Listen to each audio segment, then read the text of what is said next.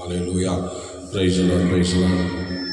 ஆமென். சோதரம் நேசிக்கிற நல்ல பிதாவே, இந்த ஆசீர்வதிக்கப்பட்டதான அற்புதமான காலங்களுக்காக ஜெபிக்கிறோம். தேவ கிருபையினால் இரக்கத்தினால் ஆண்டவரே, கடந்த ராத்திரி முழுவதும் உங்களை பாதுகாத்து பராமரித்து காலமே தேவ சமூகத்திலே கடந்து வர எங்களுக்கு நீ பாராட்டின கிருபைக்காக ஸ்தோத்திரம். வந்திருக்கிற தேவ பிள்ளைகளையும் லைவ் மூலமாய் வருபவர்களை கர்த்தர் அபரிதமாக ஆசீர்வதித்து கனப்படுத்துவீராக, அதிசயங்களை காணப்படுவீராக. இந்த காலை ஜெபம் எங்கள் ஒவ்வொரு நாளையும் உங்கள் வாழ்க்கையில் சில மாற்றங்களை ஏற்படுத்தி ஆவிக்குரிய நல்ல ஒரு வாழ்க்கையை எங்களுக்கு தந்து எங்களை உற்சாகப்படுத்தும்படி நாங்கள் ஜெபிக்கிறோம். அன்பு கரங்களிலே எங்களை ஒவ்வொருத்து ஜெபிக்கிறோம். அவர்களுடைய வருகை எந்த நேரம் இருக்கும் என்றாலும் அந்த வருகையை சந்திக்கிற ஒரு அபிஷேகமும் ஆயத்தமும் ஆண்டவரே இந்த ஜெபத்தின் மூலம் எங்களுக்கு கிடைக்கப்பெற இயேசுவின் நாமத்தில் தாழ்வில் வேண்டிக் கொள்கிறோம். ஜெபங்களும் நல்ல பிதாவே. ஆமென், ஆமென், ஆமென். ஸ்தோத்திரம். பாடல் பகுதியை விழாவில் நடத்துவார்கள். காரணம் ஹல்லேலூயா. Praise the Lord. தேவனுடைய பெரிதான கிருபையினாலே இந்த நாளிலும் ஆண்டவர் நம்மை அவரை ஆராதிக்கும்படியாக இந்த அதிகாலை வேளையிலே கர்த்தர் கொண்டு வந்திருக்கிறார். வேதத்தில் ஆபிரகாமுக்கு ஆண்டவர் வாக்கு பண்ணினார். என்ன வாக்குத்தத்தம் அது? உன் சந்ததியை பெருக பண்ணுவேன். ஆபிரகாமுக்கு குழந்தையே இல்லை. அப்படிதானே நம்ம படிச்சிருக்கிறோம்ல. ஆபிரகாமுக்கு குழந்தையே இல்லை. ஆனால் திடீர்னு ஒரு நாள் ஆண்டவர் தேவதூதர்களோடு ஆபிரகாமை சந்திக்கும்படியாக அவருடைய வீட்டுக்கு வராரு. நல்லா விருந்தெல்லாம் உபசரிக்கிறார் ஆபிரகாம். அப்போ விருந்தெல்லாம் சாப்பிட்டுட்டு சொல்கிறாரு, நான் உன் சந்ததியை பெருக பண்ண போகிறேன், உன் மனைவி கர்ப்பம் அடைய போகிறான்னு சொன்னதும் அவங்க மனைவி என்ன பண்ணுறாங்க? நகைக்கிறாங்க.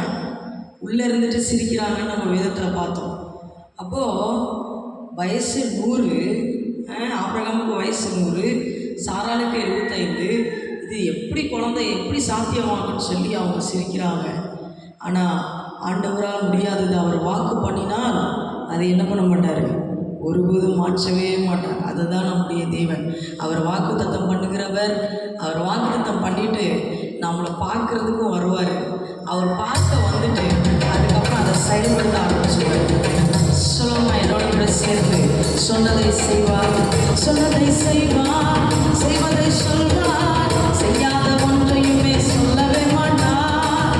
சொன்னதை செய்வார், செய்வதை சொல்வார், செய்யாத ஒன்றையுமே சொல்லவே மாட்டார். அவர் வாக்கு பண்ணுவார், விசிட் பண்ணுவார், சொன்னபடி செய்து முடிப்பார். அவர் வாக்கு பண்ணுவார், விசிட் பண்ணுவார், சொன்னபடி செய்து முடிப்பார். சொன்னதை செய்வார், செய்வதை சொல்வார், செய்யாத ஒன்றையுமே சொல்லவே மாட்டார். சொன்னதை அவர் வாக்குத்தத்தங்களின் அதிகாலை வேளையிலே அதை நம்ம கரத்தில் பிடிச்ச அப்படியே இந்த பாடல்களை என்னோடு கூட சேர்த்து பாடுவீங்களா? சொன்னதை செய்வார், செய்வதை சொல்வார், செய்யாத ஒன்றையுமே சொல்லவே மாட்டார். சொன்னதை செய்வார், செய்வதை சொல்லவே மாட்டார். அவர் வாக்கு பண்ணுவார், விசிட் பண்ணுவார், சொன்னபடி செய்து முடிப்பார். விசுவாசத்தோட வாக்கு பண்ணுவார், விசிட் பண்ணுவார், சொன்னபடி செய்து முடிப்பார். அதனால நம்முடைய ஆண்டவர் அவர் வாக்கு பண்ணுவார், விசிட் பண்ணுவார், சொன்னபடி செய்து முடிப்பார். சொன்னதை செய்வார், செய்வதை சொல்வார், செய்யாத ஒன்றையுமே சொல்லவே மாட்டார். சொன்னதை செய்வார், செய்வதை சொல்வார், செய்யாத ஒன்றையுமே சொல்லவே மாட்டார். அவர் வாக்கு பண்ணுவார், விசிட் பண்ணுவார், சொன்னபடி செய்து முடிப்பார்.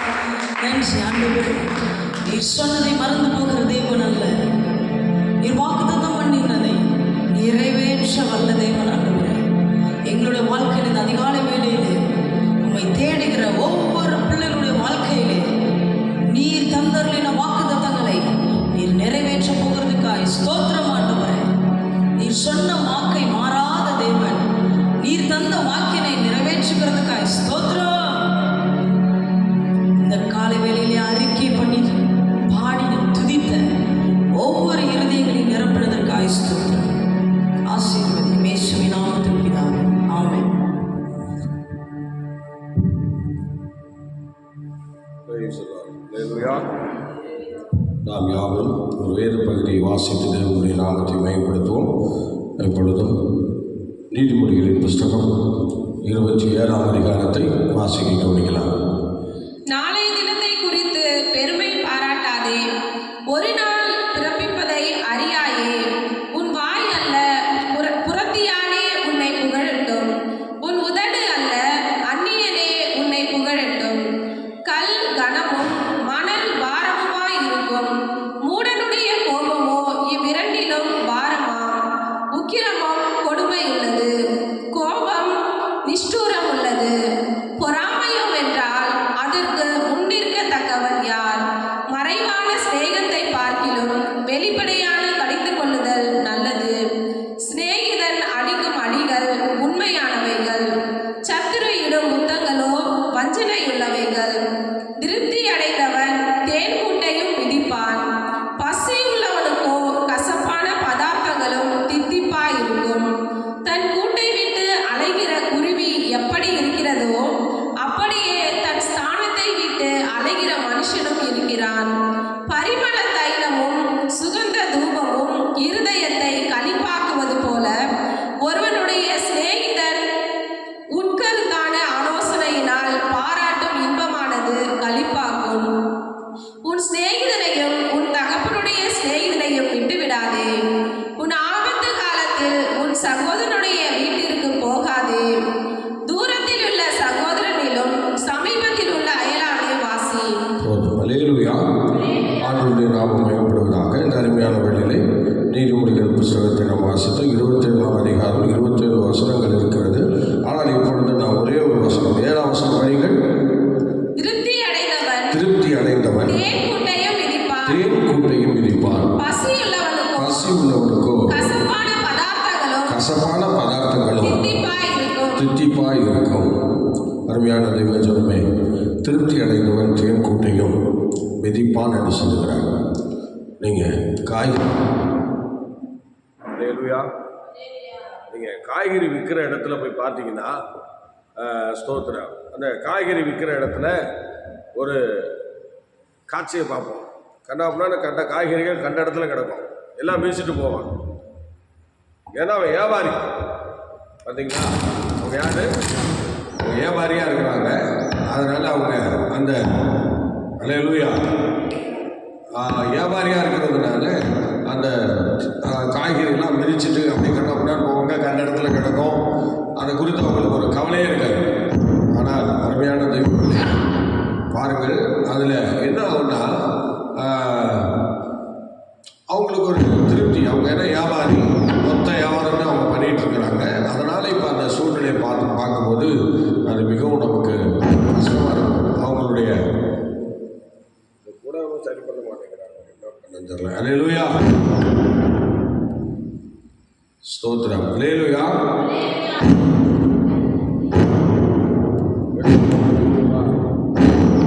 என்னம்மா பண்ணுறீங்க?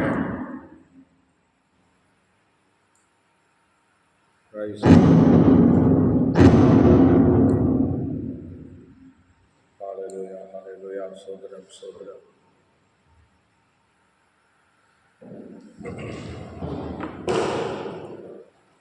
இன்னொரு மைக் இருந்தாங்க, வயது சரியில்லை. சரி, அல்லேலூயா. இப்போ அந்த காய்கறியை வாங்க வரவங்களை பார்த்தீங்கன்னா கொஞ்சோண்டு பைசா வச்சுருப்பாங்க.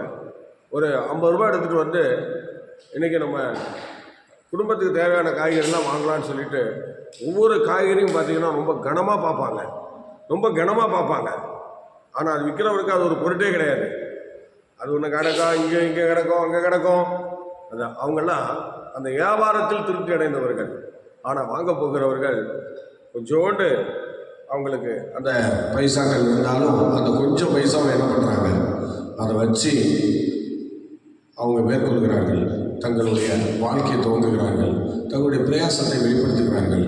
கர்த்தருடைய பிள்ளையை இங்கே திருப்தி அடைந்தவன் என்று சொல்லும்போது நிறைய விஷயங்களில் இன்றைக்கி நிறைய பேர் திருப்தி அடைந்தவர்களாக காணப்படுகிறார்கள். ஆனால் ஒன்று சொல்லுகிறேன், தெய்வ சமூகத்திலோ ஆவிக்குரிய ஜீவியத்திலோ அல்லது வேத வசனத்தின் மேலோ இதுவரையும் ஒரு மனுஷன் கூட திருப்தி அடைந்தவனே இல்லை. பார்த்தீங்களா, ஒருத்தர் கூட இல்லை. ஸ்தோத்திரம். ஏன்னா இது ஆழமான கடல். இதில் பொக்கிஷம் எடுக்க எடுக்க வந்துக்கிட்டே இருக்கும். சோத்திரம். ஒரு வசனத்துக்கு ஒருத்தர் அர்த்தம் சொன்னாங்கன்னா இன்னும் 10 பேர் அந்த வசனத்துக்கு அர்த்தம் சொல்லுவாங்க. ஆனால் அர்த்தம் நிறைய இருக்கிறது. அதனால் ஆழமான கடலில் போய் நம்ம பொக்கிஷம் எடுக்கிறது போல எடுக்க எடுக்க வந்துகிட்டே இருக்கும்.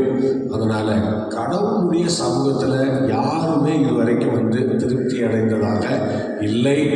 திருப்தி அடைந்தவன் இந்த உலகத்தில் இருக்கவும் மாட்டான். அதனால் பூரண பரிசுத்தவான் இந்த பூமியில் அவன் இல்லை என்று நம்ம பார்க்கிறோம். ஆகவே பூரண பரிசுத்தவான் பரலோகம் தான். அதனால் அங்கே தான் நம்ம பூரணத்தை சந்திக்க முடியும். அது வரைக்கும் இந்த உலகத்தில் அநேக குறைவுகளையும் அநேக பிரச்சனைகளையும் அநேக வேதனைகளையும் அநேக மன உளைச்சல்களையும் கண்டிப்பாக நம்ம சந்திக்க தான் வேணும். என்னதான் ஆண்டவருக்குள்ளே இருந்தாலும் என்னதான் ஆவிக்குள்ளே இருந்தாலும் அதற்கையும் சில சூழ்நிலைகள் மாற்றங்கள் ஏற்பட்டு கொண்டு தான் இருக்கிறது. ஆகவே அன்பான தேவனுடைய பிள்ளையை இன்னைக்கு நீங்கள் உங்கள் வாழ்க்கையில் எல்லா விஷயங்களிலும் ஒரு திருப்தி அடைந்த ஒரு சுபாவத்தை உங்கள் வாழ்க்கையில் நீங்கள் கொண்டு வரணும். சோதரம். ஒரு ஜெப வாழ்க்கையில் கூட நமக்கு ஒரு திருப்தி கிடையாது. ஸ்தோத்திரம். பார்த்தீங்களா, ஒரு ஜெப வாழ்க்கையில் ஒரு திருப்தி கிடையாது. ஏன்னா நிறைய விஷயங்களில் திருப்தி இல்லாமலே ஓடிக்கிட்டு இருக்கோம். என்ன செஞ்சாலும் நமக்கு ஒரு திருப்தி இருக்காது. இன்னைக்கு காலையில் ஒரு ஜெபத்துக்கு வரோம், ஒரு திருப்தி இருக்கும்னு நினைக்கிறீங்களா? இருக்காது. எனக்கு ஸ்தோத்திரம். 4 மணிக்கு எழுந்திருக்கிறேன். 4 மணிக்கு எழுந்திரிச்சு நம்ம உடனே கொஞ்சம் நேரம் ஜோம் பண்ணிவிட்டு அப்புறம் திரும்ப 5 மணி ஜபத்துக்கு ஆயத்தப்படணும்னு வச்சுக்கலேன். ஆனால் இது எனக்கு திருப்தி இல்லை. இன்னும் நம்ம 3 மணிக்கு எந்திரிக்கக்கூடாது. எந்திரிப்போம், ஆனால் எல்லா நாளும் இல்லை, எப்பயாவது இருக்கு அந்த மாதிரி. அப்போ 3 மணிக்கு எந்திரிக்கணும், நல்ல ஆண்டவர் சமுத்திரம் போராடணும். திருப்தி இல்லை. பார்த்தீங்களா, என்னதான் காலையில் கத்திர தேடினாலும் இது வரைக்கும் எங்களுக்கு ஒரு திருப்தி இல்லை. ஒரு வசனம் படிக்க பார்க்கலாம். ஸ்தோத்திரம். 90வது சங்கீதம் 14 வசனம் படிங்க. சங்கீதம் 90 14 படிங்க. சீக்கிரம் படிக்க பார்க்கலாம். சங்கீதம் 90 14. நம்முடைய வாழ்நாளாம் கலை கூர்ந்து மகிழும்படி காலையிலே ஒரு கிருபையினால் திருப்தியாகும் என்று ஸ்தோத்திரம் இங்கே சங்கீதக்காரன் சொல்லுகிறார். பார்த்தீங்களா, காலையிலே உடைய கிருபையினால் என்னை திருப்தியாகும். ஆனால் ஆண்டவருக்கு நல்ல சுபாவம். காலையில் என்னை தேடுறவங்கள நான் கண்டிப்பாக திருப்தி ஆகுமென்றேன். ஆனால் அந்த காலையில் தேடுறத நமக்கு நான் முடியாது பாருங்க. நிறைய பேருக்கு முடியாது. ஸ்தோத்திரம். அல்லேலூயா. நிறைய பேருக்கு முடியல. நிறைய பேர் என்ன சொல்றாங்க, ஐயோ காலையில் என்னால் எழுப்ப முடியலங்க, காலையில் எழுப்பினா என்னென்னமோ செய்யுங்க என்னெல்லாம் சொல்லுவார்கள். அருமையான தெய்வ பிள்ளையே, காலையில் எழுப்புகிறது ஸ்தோத்திரம். தெய்வமே நேரே வந்து நம்ம திருப்தியாக வருகிறாரா? பார்த்தீங்களா? ஸ்தோத்திரம். அல்லேலூயா. சங்கீதக்காரன் அவர் உண்மையிலேயே அவருடைய ஜீவியமே ஒரு வித்தியாசமானதுதான். ஏன்னா அவர் வாழ்ந்த காலங்களில் அவர் என்னைக்கு வந்து இந்த பூமியில் பிறந்தாரோ அப்பயே ஆணுடைய சார்பில் வந்து விழுந்தேன்னு சொல்றாரு. தாய் கர்ப்பத்தில் இருக்கும்போதே தாய் கர்ப்பத்தில் இருக்கும்போதே அவருடைய சார்பில் நான் வந்து விழுந்தேன் என்று சொன்னார். அந்த அளவுக்கு அவருக்கு வந்து ஒரு பெரிய பாதுகாப்பு, பராமரிப்பு, உபசரிப்பு, எந்த விதமான அன்பையும் காட்ட ஒருத்தரும் இல்லை. அதனால அவர் ஒரு அனாதையாக தவித்து வாழ்ந்து வந்தார். அவருடைய வேலையை அவர் கரெக்டாக செய்தார். அவ்வளோதான். 27 வயது வரைக்கும் சங்கீதக்காரனாகிய தாவீது எதுலையுமே என்ன செய்யல, தலையிட முடியாமல் கொஞ்சம் ஆடைகளை மாத்திரம் வைத்து கொண்டு அவர் ஸ்தோத்திரம் ஒரு நல்ல ஆடை கூட இல்லாமல், தலைக்கு சரியான எண்ணெய் கூட இல்லாமல் ஒரு திருப்தி இல்லாத நிலையில அவர் வாழ்ந்து கொண்டிருந்ததாக சரித்திரம் சொல்லுகிறது. ஆனாலும் கர்த்தருடைய பிள்ளைகள் அவருடைய வாழ்க்கையில ஒரு திருப்தி இருந்திருக்கிறது. என்னன்னா 5வது சங்கீதத்தில் நீங்க பார்த்தீங்கன்னா, காலமே நான் நேரம் வந்து உனக்கு நேரம் வந்து ஆயத்தமாகி காத்திருப்பேன் என்று அவர் சொல்லுகிறார் பாருங்க. அந்த நாட்களிலே அவர் காலையிலே கர்த்தரை தேடுறதுல ஒரு நல்ல மனுஷனாய் காணப்பட்டார். அதனாலதான் இங்கே சொல்லுகிறார் பாருங்க, 90வது சங்கீதத்திலே 14வது வசனம், காலையிலே உடைய கிருபையினால் என்னை திருப்தியாக்கும் என்று சொல்லுகிறார். ஆம் கர்த்தருடைய பிள்ளை, காலையிலே அவருடைய கிருபையினால் திருப்தியாக்குகிறார். அதுக்கப்புறம் சவுல் துரத்துகிறார். சோதர குகையிலும் மலையிலும் போய் தங்குறார். அங்கெல்லாம் போய் தங்கி என்ன செய்யறாருன்னா, காலையிலையும் தேடி மத்தியானத்திலையும் தேடுகிறார். சோதர பார்த்துங்க, காலையிலையும் தேடி மத்தியானத்திலும் தேடுகிறார். அதுக்கப்புறம் பாருங்க, அப்சலம் துரத்துகிறார். அப்சலம் துரத்தும் போது 55ஆம் சங்கீதத்தில் நம்ம பார்க்கிறோம். 55ஆம் சங்கீதம். அப்ப ஸ்தோத்திரம் காடுகளிலே ஸ்தோத்திரம் மலைகளிலே அப்படி இருக்கும்போது தான் ஸ்தோத்திரம் அப்சலம் துரத்தும் போது தான் அந்த 55ஆம் சங்கீதத்தை அவர் அங்கே எழுதுகிறார். அவர் பாடுகிறார். அவர் பாருங்கள், அங்கே என்ன சொல்றாரு பாருங்க, அவர் அந்தி சந்தி மத்தியான வேலையிலும், பார்த்தீங்களா, அந்தி சந்தி மத்தியான வேலையிலும் ஆண்டவரை தேடினாராம். இப்படி அவர் காலையில தேடுகிறார். ஒரு காலகட்டத்தில் காலையில கர்த்தரை தேடுறவராய் காணப்பட்டார். இன்னொரு காலகட்டத்தில் காலை மதியம் தேடுகிறவராய் காணப்பட்டார். ஈவினிங் தேடுறவராய் காணப்பட்டார். இன்னொரு காலகட்டத்தில் அந்தி சந்தி மத்தியான வேலையிலும் கர்த்தரை தேட அவர் முற்பட்டார். இப்படி பார்த்தீங்கன்னா போராட்டம் பெருக பெருக, போராட்டம் வர வர, போராட்டம் அதிகமாக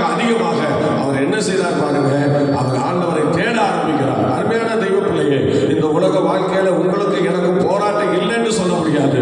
உபத்திரவம் உண்டு என்றுதான் வேதம் சொல்லுகிறது. நிறைய விஷயங்கள சரீரத்தில் உபத்திரவங்கள் இருக்கலாம், மனதளவிலே உபத்திரவங்கள் இருக்கலாம், ஃபேமிலியில உபத்திரவங்கள் இருக்கலாம், வேலை செய்யும் இடங்களில் உபத்திரவங்கள் இருக்கலாம். நாம் செல்லுகிற எல்லா இடங்களிலும் உபத்திரவம் இருக்கலாம், இருக்கும் என்று வேதம் சொல்லுகிறது.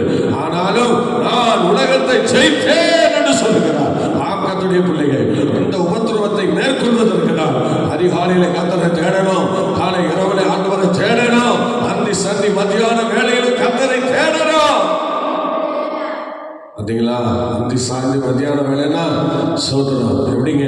காலையிலையும் சாந்தினா எப்ப? சாயங்காலம், மாலையிலும் இஸ்ரவேல் ஜனங்கள் மாலைன்னு தான் சொல்லுவாங்க.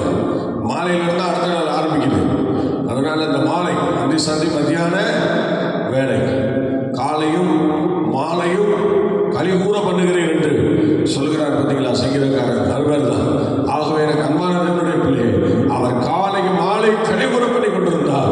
சவுல் துரத்தும் போது, ஆனால் அப்சலோம் துரத்தும் போதோ அந்தி சந்தி மத்தியான வேலையிலும் கர்த்தரை தேடுகிறவராக முற்பட்டார். உங்களுக்கு உபத்திரவம் பெறுகிறதா?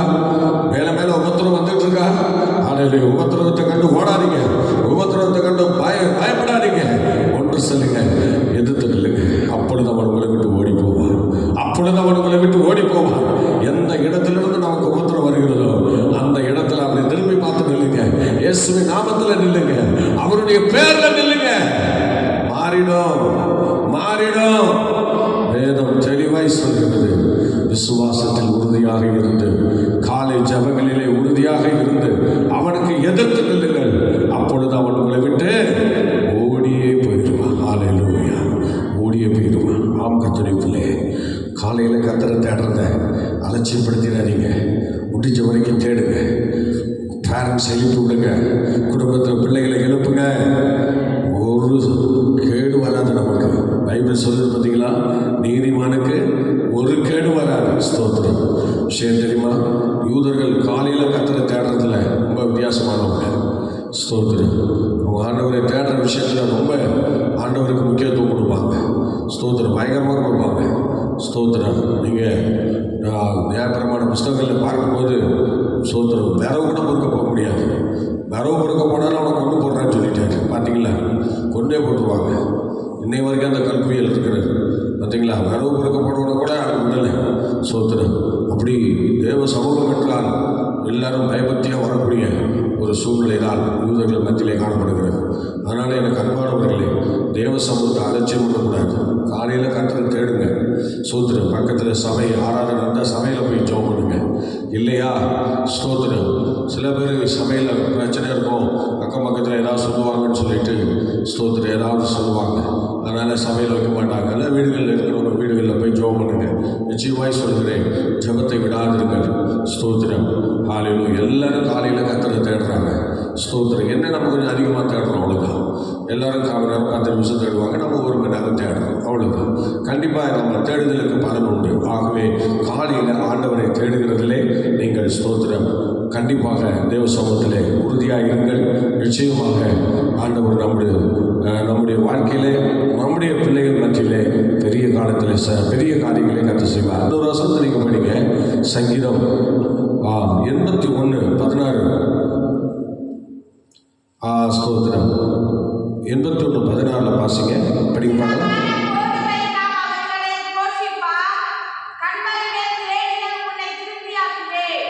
பார்த்தீங்களா? இங்கே நல்ல அருமையாக சொல்கிறார். கண்மலையின் தேடினால் தேன் மூலமாக நம்ம திருப்திப்படுத்துகிறார். கண்மலையின் தேன். ஸ்தோத்திரம். இந்த கண்மலையின் தேன் என்று சொல்லும் பொழுது ஆண்டவராகிய இயேசு கிறிஸ்துவுடைய வார்த்தை கண்மலையாகிய தேவனுடைய வார்த்தை. இந்த வார்த்தையினாலே கர்த்தர் நம்மை திருப்தியாக்குகிறார். ஏன்னா நமக்கு இந்த வார்த்தைகள் கிடைக்காமல் நிறைய நேரங்களிலே சோர்ந்து போகிறோம். அதனால் தேவ வார்த்தைக்கு நீங்கள் ஒரு முக்கியத்துவத்தை கொடுக்கணும். இந்த உலக வாழ்க்கையில் கர்த்தருடைய வார்த்தைக்கு நீங்கள் ஒரு முக்கியத்துவத்தை கொடுக்கணும். இப்போ காலையில் நம்ம எல்லாரும் இப்போ நேரமும் அநேகர் வந்து உட்காந்துருக்கிறீங்க, லைவ் மூலமாகவும் நிறைய பேர் வந்திருக்கீங்க. நல்லா கவனிங்க. இந்த காலையில் யார் முக்கியத்துவம் கொடுக்குறாங்களோ தேவன் முதலாவது தேவனுடைய வார்த்தையினால் அவங்களை திருப்தி ஆக்குகிறார். இந்த பகல் முழுவதும் பாருங்கள், என்னதான் பிரச்சனை வந்தாலும் தேவனுடைய வார்த்தை நமக்குள்ள இருந்து அது வேலை செஞ்சுட்டே இருக்கும். வேலை செஞ்சுட்டே இருக்கும். ஆனால் தேவனுடைய வார்த்தை மாத்திரம் மாறவே மாறாது பாருங்க. அது பயங்கரமான வேலை செய்யும். ஆமாங்க, பயங்கரமாக வேலை செய்யும். நீங்கள் சாலமன் சொல்லும்போது அவர் என்ன சொல்கிறாரு பாருங்க, உன் ஆகாரத்தை தண்ணீர் மேலே போடு, அநேக நாளுக்கு பின்பு அதனுடைய பலனை நீ காண்பாய் என்று சொல்கிறார். பாருங்கள், அது தண்ணீரை வந்து ஆகாரத்து மேலே தண்ணீர் மேலே ஆகாரத்தை போடுறது, அது அப்படி அதுக்கு என்ன அர்த்தம் அப்படின்னு சொன்னால், அது இஸ்ரேல் தேசத்தில் வந்து வெள்ளங்கள் பொங்கி பிரவாகித்து வரும்போது அந்த யோர்தான் நதி வந்து என்ன செய்யுமா, அப்படியே பக்கத்தில் வயல் நிலங்களெல்லாம் அப்படியே உடைத்து போய் வயல் நிலங்களெல்லாம் நிரப்பிடுமா. வயல் நிலங்கள்லாம் நிரப்பி அந்த வயல் நிலங்களெல்லாம் பயங்கரமான தண்ணியாகிடும். பாருங்க, அந்த தண்ணீர் நிறைந்த யோர்தானில் போகிற அந்த தண்ணீர் அப்படியே பெருக்கெடுத்து வயல் நிலங்களெல்லாம் நிறைத்து அப்படியே சமமான அந்த யோர்தானும் அந்த வயல் நிலங்களும் அப்படியே சமமாக இருக்கும். அந்த அளவுக்கு தண்ணீர் பூந்துருமா. தண்ணீர் பூந்து அப்படி இருக்கும்போது அந்த நேரத்தில் தான் யூதர்கள் வந்து பயன்படுவாங்களாம். என்ன பண்ணுவாங்களா, அந்த விதையை கொண்டு போய் என்ன செய்வாங்களாம், அந்த தண்ணீரில் கொண்டு போய் போட்டுருவாங்களாம். அந்த தண்ணீரில் கொண்டு போய் அந்த விதைகளெல்லாம் போட்டுருவாங்களாம். அப்படி போடும்போது அந்த தண்ணீரில் அந்த விதைகளை போடும்போது அந்த ஆகாரத்தை தண்ணீர் மேலே போடுங்கன்னு சொன்னாங்கல்ல, அந்த தண்ணீரில் தான் அவங்க போட்டாங்களாம். அந்த தண்ணீரில் அந்த ஆகாரத்தை போடுவாங்களாம். போட்டு அப்புறம் அந்த வெள்ளங்கள்லாம் போய் தண்ணியெல்லாம் போய் பார்த்தா அந்த விதைகள் மாத்திரம் வெளியே போகாதான், தண்ணி மாத்திரம்தான் வடியுமா. அந்த விதைகள் எல்லாம் அப்படியே பார்த்தீங்கன்னா அது அப்படியே என்ன செய்யுமா, அருமையாக பலன் கொடுக்குமா. நன்றாக வளர்ந்து செழித்து கொழுமையான ஆகாரத்தை அந்த வயல் நிலங்கள் கொடுக்கும் என்று அங்கே யூதர்களுடைய குறிப்பு சொல்லப்படுகிறது. ஆம், கர்த்தருடைய பிள்ளையை ஸ்தோத்திரம். அதனால நீ விதைக்கிற ஒவ்வொரு விதைக்கும் பலன் உண்டு என்பதை மறந்து போக வேண்டாம். காலை ஜெபம் ஒரு விதை, உன் ஜெப வாழ்க்கை ஒரு விதை, உன் ஊழியம் ஒரு விதை, ஆராதனைக்கு ஓடுகிறது ஒரு விதை, கர்த்தருக்கு கொடுக்கிற ஒவ்வொரு விஷயமும் ஒரு விதை. ஆண்டவருக்காக நீ என்னெல்லாம் பாடுபடுகிறாயோ அதெல்லாம் ஒரு விதை. ஒரு நாள் அது துளிர்க்கும், ஒரு நாள் அது செழிக்கும். நீ நினையாத வேலையில் அது உனக்கு முன்பாக அழகாக பூத்து காய்த்து குலுங்கி கொண்டிருக்கும். அன்னைக்கு நீ பார்த்து அதிசயப்படுவாய். கர்த்தருடைய பிள்ளை, அன்னைக்கு நீ பார்த்து அதிசயப்படுவாய். உண்மையாக தேவ சமூகத்தில் உங்களை ஒப்பு கொடுங்க. நிச்சயமா சொல்றேன், ஹல்லேலூயா, நீங்க விதைக்கிற ஒவ்வொரு விதைக்கும் ஒரு நாள் உங்களுக்கு பலன் வரும் என்பதை இந்த காலை வேளையில தேவ சமூகத்திலே சொல்லிக் கொள்கிறேன். நிச்சயமாக உங்களுக்கு பலன் உண்டு கர்த்தருடைய பிள்ளைங்க, நிச்சயமாக பலன் உண்டு. ஆகவே நீங்க விதைக்கிறதுல சோர்ந்து போகாதீங்க. அதனால திருப்தி அடைந்தவர், ஹல்லேலூயா, பார்த்தீங்களா, தேடினால் திருப்தி உண்டாக்குகிறார். கண்மலையும் தேடினால் ஆண்டுடைய வார்த்தை நமக்குள்ள இருக்கணும். கர்த்தருடைய வார்த்தை நமக்குள்ள இருக்கணும். எதை இந்த உலகத்தில் மறிச்சாலும் விட்டாலும் அல்லது இழந்தாலும் தேவனுடைய வார்த்தையை மாத்திரம் இழந்துடாதீங்க. அதுதான் நம்மை காப்பாற்ற போகிறது, அதுதான் நம்மை வழிநடத்த போகிறது, அதுதான் நம்மை நித்தியத்தில் கொண்டு சேர்க்க போகிறது. அதை நான் சொல்லி இந்த வசனத்தின்படி இந்த வார்த்தையின்படி கேட்டு யார் இந்த ஸ்தோத்திர வீட்டை கட்டுறான் அவன் புத்தியுள்ள மனுஷனாக இருப்பான்னு சொல்றேன். அதனால நல்லா கவனிங்க. கர்த்தர் சொன்ன வார்த்தைகளை வச்சுதான் நம்ம வீட்டை கட்டணும். ஆண்டவர் சொன்ன வார்த்தையை வச்சுதான் நம்முடைய ஜீவியத்தை கட்டணும். ஆண்டவர் சொன்ன வார்த்தையை வச்சுதான் நம்முடைய குடும்பத்தை கட்டணும். ஆண்டவர் சொன்ன வார்த்தையை வச்சுதான் எல்லாத்தையும் நம்ம கட்ட ஆரம்பிக்கணும். அவன் சொன்னா இவன் சொன்னாலாம் கட்டாதீங்க. கர்த்தர் சொல்றாரா கட்டுங்க. கர்த்தர் உங்களோடு கூட இருப்பா. கர்த்தர் நம்மோடு கூட இருப்பா. அதிசயங்களை காணப்படுவார். ஆக்கத்திலே ஒரு வசனம் படிக்கலாம். ஸ்தோத்திரம். நீதிமொழிகள் 12:14 படிக்க. ஸ்தோத்திரம். இப்போ தேவனுடைய வார்த்தைகள் நமக்கு ரொம்ப அவசியம் என்பதாக நம்ம பார்த்தோம். என் ஆதியில் அந்த வார்த்தை இருந்தது, அந்த வார்த்தை தேவனிடத்தில் இருந்தது, அந்த வார்த்தை தேவனாய் இருந்தது. சரி, ஓகே, அடுத்து படிக்கலாம். நீதிமொழிகள் 12:14. இப்போ சொல்றாரு பாருங்க, அவனவன் தன் வாயின் பலனால் திருப்தி அடைவான்னு சொல்றாரு. நீங்க பேசுற ஒவ்வொரு வார்த்தையும் எப்படி இருக்கணும் தெரியுமா? கொஞ்சம் நிதானமாக இருக்கணும், ரொம்ப பார்த்து பேசணும். ஏன்னா நீங்கள் என்ன சொல்கிறீங்களோ அது ஒரு நாள் நடக்க தான் போகுது. அதனால் யோபு சொன்னார், அவர் நினச்சது நேரிட்டுன்னு சொல்கிறாரு. அவர் எல்லாரும் என்ன நினைச்சாரோ அதெல்லாம் வாழ்க்கையில் வந்துச்சுன்னு சொல்கிறாரு. அதனால் தெய்வ பிள்ளையே நல்லா கவனிக்க. நீங்கள் நினைக்கிறது எல்லாம் அவனுடைய வார்த்தையை நினைங்க. கர்த்தர் நமக்கு செய்ய போகிற கொடுக்க போகிற நன்மைகளை நினைங்க. அவனுடைய வருகை பற்றி நினைங்க. கண்ணாப்புனான்னு கண்டதை நினச்சிக்கிட்டு இருக்காதீங்க. ஸ்தோத்திரம். அதனால் ஒரு நாள் ஒருத்தர் திடீர்னு ஒரு வேதவசனத்தை எடுத்து டெய்லி வாசிப்பாங்களாம். ஒரு நாள் அவங்க வாசிச்சாங்களாம். அப்படி வாசிச்சுட்டு இருக்கும்போது வேதவசனத்தை வாசிக்கும் போது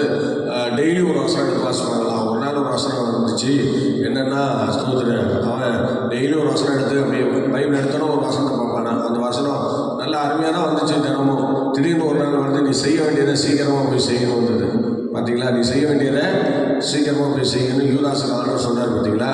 அப்புறம் போய் நாட்டு சட்டான்னு சொல்லியிருக்கேன். அது மாதிரி இல்லை, அது மாதிரி கண்ணாமலாம் வசனத்தை தேடாதீங்க.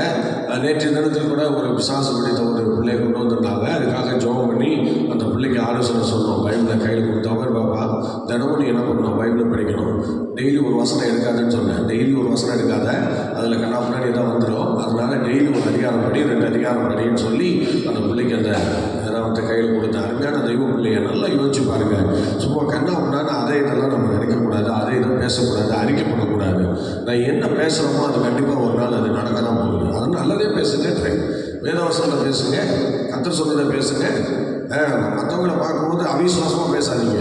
அவங்கள உற்சாகப்படுத்துகிற மாதிரி பேசுங்க. அவங்களுடைய விருப்பத்தை நீங்கள் நிறைவேற்ற மாதிரி பேசுங்க. சோதரன் அவ்வளோதான், இனிமே அவ்வளோதான். சோதரன் எங்கேயாவது வண்டி ஒரு இடத்துல நின்றுச்சுன்னா இனிமே அவ்வளோதான், நம்ம போகவே முடியாது அப்படிலாம் பேசலாமா? சோதரன் யோசிச்சு பாருங்க, கொஞ்சம் நிறுத்து, அழகாக பேசுங்க. ஆண்டவர் நிச்சயமாக நம்ம ஆசீர்வதித்து மேன்மைப்படுத்துவார். கர்த்தருடைய பிள்ளைகள், இந்த நாட்களில் நீங்கள் அப்படி செய்யுங்க. உங்களுடைய ஸ்தோத்திரம், நீங்கள் என்ன பேசுகிறீங்களோ அது நடக்கும் என்பதை மறந்து போகாதீங்க. ஸ்தோத்திரம். அதனால் அருமையாக சொல்கிறார், வாயில் பல நாள் திருப்தி ஆவார்கள். சொல்லுங்கள், எதனால் திருப்தி ஆவாங்க? வாயில் பல நாள். ஸ்தோத்திரம். டென்ஷன் ஆகாதீங்க. நிறைய பேர் வந்து ரொம்ப அம்மா அப்பாட்ட குடும்பத்தில் வேலை செய்கிற இடத்துலாம் ரொம்ப டென்ஷன் ஆகுறீங்க பார்த்தீங்களா. டென்ஷன் ஆகி ஏதாவது பேசி விட்டுறீங்க, அப்படிலாம் பேசக்கூடாதுங்க. நமக்கு எஜமானாக இருக்கிறவங்க, நமக்கு மூத்தவங்களாக இருக்கிறவங்க, அவங்கள்ட்ட நீங்கள் கொஞ்சம் அட்ஜஸ்ட் பண்ணி தாங்க போகணும். சோதனை எதிர்த்து நிற்கக்கூடாது. எதிர்த்து நின்னா கடவுள் நமக்கு எதிர்ப்பாருன்னு தெரியுமா உங்களுக்கு? கடவுள் நமக்கு எதிர்ப்பார் கண்டிப்பாக. சோதனை. அதனால் எப்போதுமே வந்து நம்ம பெரியவங்களுடைய ஸ்தானத்தில் நிற்கக்கூடாது. பெரியவங்க கூட நம்ம வந்து என்ன செய்யலாம், கடிந்து கொள்ளலாம். நீதிமான் கூட்டும்போது அதை தலைக்கு எண்ணெயை போட்டுருக்குன்னு சொல்லப்பட்டிருக்கு. ஆனால் நீங்கள் அப்படி செய்யக்கூடாது. அதனால் உங்களை ஸ்தோத்திரம், யார் என்ன சொன்னாலும் சைலண்டாக போகிறதுக்கு கற்றுக்குங்க. நீங்கள் எதிர்த்து நிற்காதீங்க. நீங்கள் எதிர்த்து நிற்கிறதுனால ஒரு ஆசீர்வாதமும் உங்களுக்கு வராது. இருக்கிற கிருபையை தான் நீங்கள் இழப்பீங்க. அதனால் யாருக்கிட்டையும் எதிர்த்து நிற்கணும்னு நினைக்காதீங்க. சோதரன். அதுவும் குடும்பத்தில் ஏதாவது ஒரு சின்ன காரியம்னா நீங்கள் ரொம்ப அதட்டு பேசுகிறீங்க. நீங்கள் பேசுகிறதுனால உங்கள் கிருபையை நீங்கள் இழக்கிறீங்கிறத மறந்து போகாதீங்க. சோதரன். சில பேர் ஆண்டவர் வந்து உங்கள் கிருபையில் கொடுத்து பயன்படுத்துகிறார். ஆனால் நீங்கள் உங்களுக்கு பேக்ரவுண்டை பார்த்தீங்கன்னா நீங்கள் பயங்கரமாக டென்ஷன் பார்ட்டியாக இருக்கீங்க. நல்லா கவனிங்க. உங்கள் டென்ஷனால் நீங்கள் என்ன பண்ண போகிறீங்கன்னா உங்கள் கிருபையை தான் நீங்கள் இழக்க முடியும். யாருக்கும் நஷ்டம் கிடையாது, உங்களுக்கு தான் நஷ்டம். அதனால் நல்லா ஜெபிக்கிறவங்களாக இருக்கலாம், ஒருவேளை நல்லா ஊழியம் செய்கிறவங்களாக இருக்கலாம், ஒருவேளை ரொம்ப நேரம் மனதால் ஜெபிக்கிறவங்களாக இருக்கலாம். ஆனால் அருமையான தெய்வ பிள்ளையை நான் உங்களுக்கு சொல்லுகிறேன், நல்லா கவனிங்க. யாராக இருந்தாலும் சரி, ஆண்டவர் உங்களுக்கு கொடுத்த கிருபையை நீங்கள் இழக்கவே கூடாது. அப்படி இழக்காமல் இருக்கணும்னா நீங்கள் செய்ய வேண்டியது என்ன தெரியுமா? டென்ஷன் ஆகாதீங்க, கோவப்படாதீங்க. நீங்கள் கோவப்பட்டு வாயில் ஏதாவது பேசிடுவீங்க. நீங்கள் வாயின் வார்த்தைகளை விதைச்சிட்டிங்கன்னா அதை அறுக்கவும் நீங்கள் தயாராகணும். புரியுதா? புரியலையா? நீங்கள் வாயின் வார்த்தையை கீழே விட்டுட்டிங்கன்னா அது ஒரு நாள் முளைச்சி எழும்பும்போது அதை அறுக்கிறதுக்கு நீங்கள் தயாராகணும். அதனால தான் கண்ணா முன்னான்னு பேசக்கூடாது, கோவப்படக்கூடாது. யாரையும் சீக்கிரமாக பேசிடாதீங்க, யாரையும் திடீர்னு கோவப்படுறாதீங்க. ஸ்தோத்திரம். பைபிள் தெளிவாக சொல்லுது, அவனவன் வாயின் பல நாள் திருப்தி ஆவான். வசனம் மாறாது. வாரம் பூமியை ஒழிஞ்சு போனால் வசனம் மாறவே மாறாது. அதனால் உங்கள் வாயின் பலன் ஏற்றதாக இருக்கணும். யாரையும் நீங்கள் என்ன செய்யக்கூடாது, கண்ணா புண்ணான்னு பேசிடக்கூடாது. நீங்கள் பேசுகிறதுனால ஆண்டவருக்கு தான் இடம், ஆண்டவர் வேதனை கொடுவார். ஸ்தோத்திரம். அலேலியா சொல்லுவார். அதனால் அவனவன் வாயின் பலனால் திருப்தி ஆவான். அது நடக்கும்.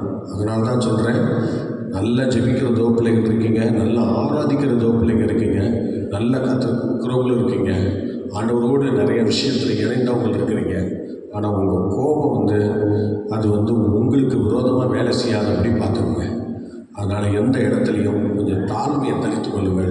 கர்த்தர் உங்களை பயன்படுத்துவார், ஆண்டவர் உங்களை பயன்படுத்துவார். அவர் உங்களை பயன்படுத்த வேண்டுமானால் நீங்கள் தாழ்மையாக இருக்கணும், பொறுமையாக இருக்கணும். பொறுமையாக வந்துடாதீங்க. கர்த்தர் நம்மை நடத்துவாராக. ஒரு வசனத்தை நம்ம படித்து கர்த்தரை பயன்படுத்துவோம். நீதிமொழிகள் 20:13 படிங்க பார்க்கலாம். நீதிமொழிகள் 20:13 சீக்கிரம் படிங்க. நீதிமொழிகள் 20. தூக்கத்தை விரும்பாதே.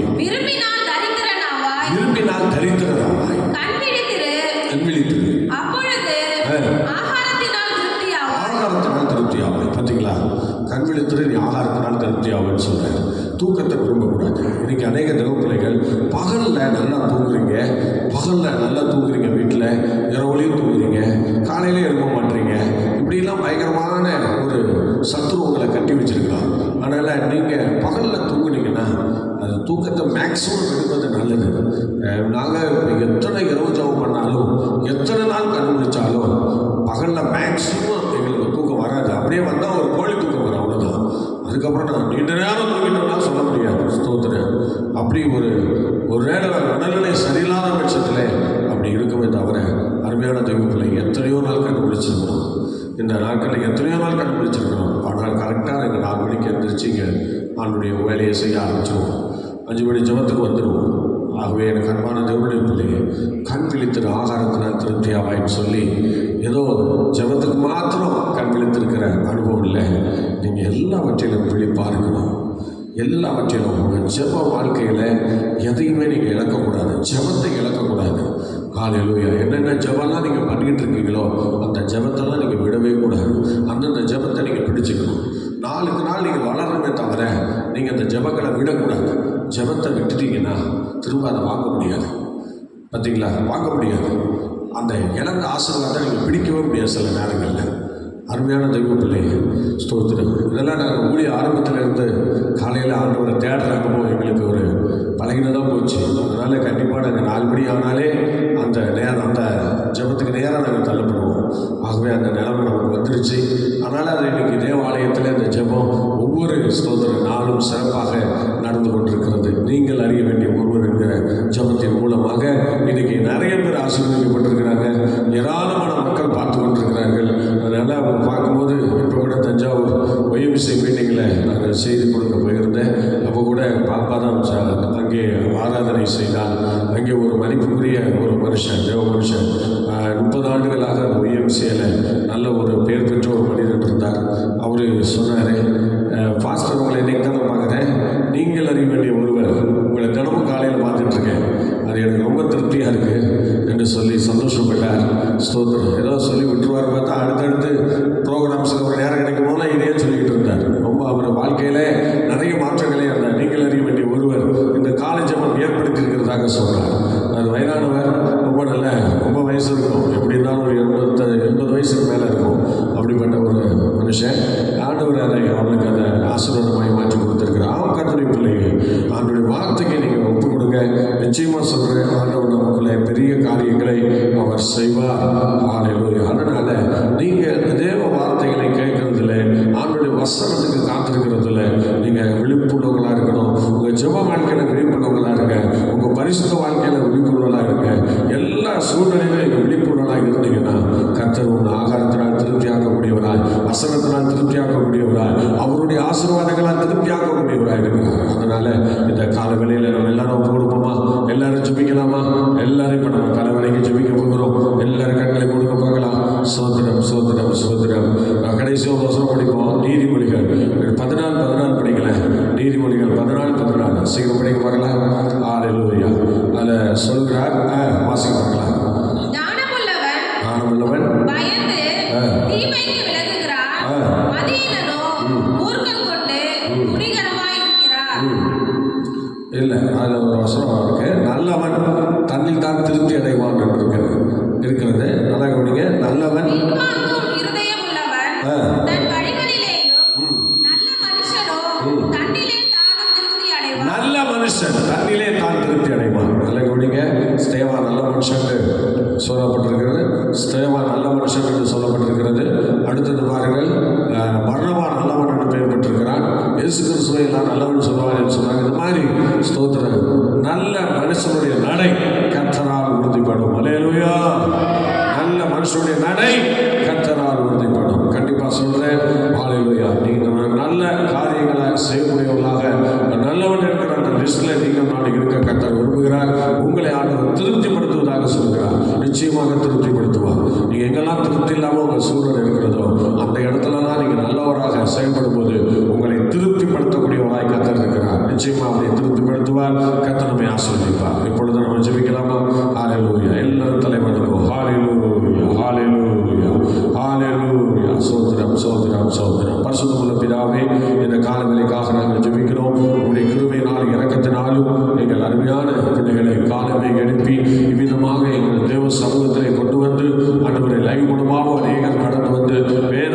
வசனங்களை கேட்டார்கள். வேத வசனங்களை கேட்டு ஆண்டவரே ஸ்தோத்திரம் ஸ்தோத்திரம் ஸ்தோத்திரம், திருப்தி அடைந்தவன் தேன் கூட்டையை மிதிப்பான் என்று சொல்லப்பட்ட வார்த்தையின்படி அநேக விஷயங்களிலே ஆண்டவரை எங்களுக்கு ஒரு திருப்தியை தந்து இந்த கால வேளையிலே எங்களை ஆசீர்வதித்திருக்கிறேன். இப்பொழுது நாங்கள் கடந்து செல்கிறோம். உங்களுடைய கரம் எங்களோடு கூட வந்து நாங்கள் எங்கள் வாயின் வார்த்தைகளை நாங்கள் பார்த்து பேச உதவி செய்யும். காலையிலே நாங்கள் ஆண்டவரை தேடுகிற நல்ல அனுபவத்தை கொண்டோம். ஆண்டவரே ஸ்தோத்திரம், நல்லவன் என்கிற ஒரு பெயரை பெற்று கர்த்தரை மகிமைப்படுத்த ஆண்டவர் எங்களுக்கு உதவி செய்யும்படி நாங்கள் ஜெபிக்கிறோம். ஆண்டவரே கண்மலை தேடினால் வேத வசனங்களால் நாங்கள் திருப்தி அடைந்து ஆண்டவருடைய சித்தம் செய்ய எங்களுக்கு கிருபை தாரும். தடைகள் யாவை நீக்கப்படும், அதிசயங்களே காணப்படும். இந்த பகல் முழுவதும் நாங்கள் அவருடைய சித்தம் செய்ய கிருபை தாரும். இந்த பகலிலே நாங்கள் செய்ய போகிற வேலைகள், படிப்பு, போக்குவரத்து, பிரயாசங்கள் எல்லாம் எங்களுக்கு ஆசீர்வாதமாக இருக்க உதவி செய்யும். காரியங்கள்